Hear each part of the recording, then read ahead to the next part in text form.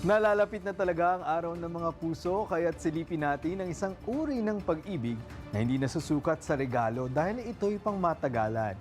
Ito ang ugnayan ng mga nakatatanda at ng mga taong buong pusong nag-aaruga sa kanila sa elderly home care. Narito po ang report ni Kate Renya.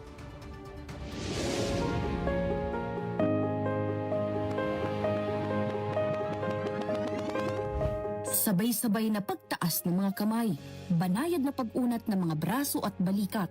Ganito sinisimula ng mga nakatatanda ang kanilang umaga sa Milagros Elderly Home Care Services sa Marikina. 22 senior citizens ang naninirahan dito. Ayon sa pamunuan, halos 80% sa kanila ay may demensya. Kaya tutok ang mga caregiver sa bawat galaw at pangangailangan nila. Isa sa kanila si Mary Ann Mendoza, 3 taon na rito. Higit pa sa mga aktibidad, anya, mas mahalaga ang malasakit at presensya. Pag nakikita po nila yung pag-aalaga mo sa kanila, yung simpleng thank you, pag yung inassist mo sila na magpunta ng bathroom, thank you ne, ganyan, tapos I love you.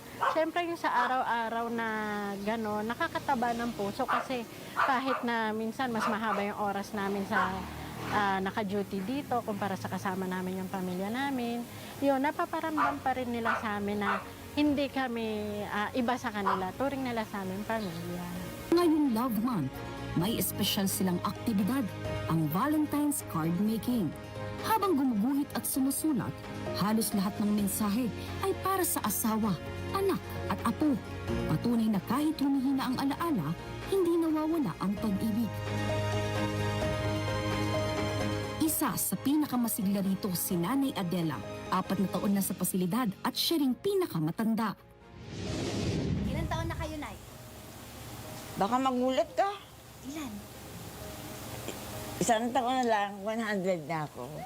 So I'm now 99. I'll be 100. Yeah! Sa kanyang edad, buhay na buhay pa rin ang kanyang mga alaala, lalo na ang kanyang love story. Order namin siya. Friends, nagbibiruan.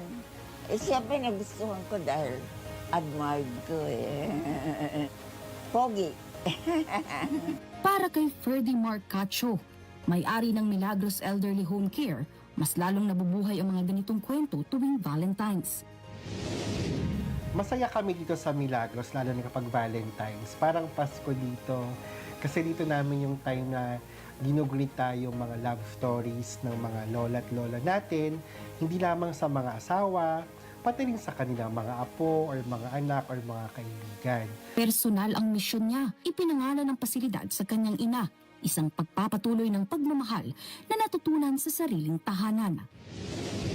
Una'y pinaintindi namin sa kanila na ang Milagros, ang aming tahanan, ay pagpapatuloy ng pagmamahal ng kanilang mga pamilya. Importante na makinig at makausap sila.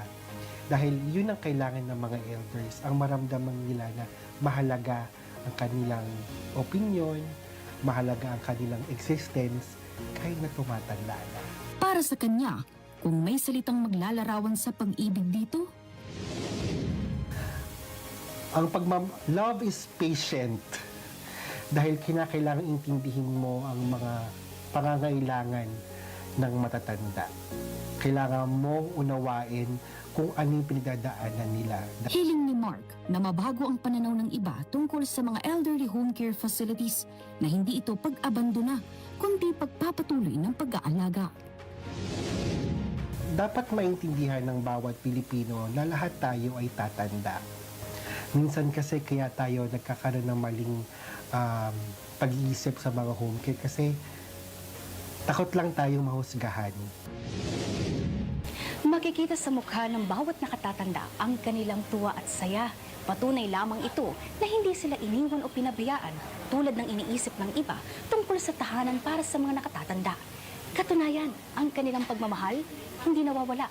Patuloy nilang itong ibinabahagi sa isa't isa dito sa kanilang panibagong tahanan.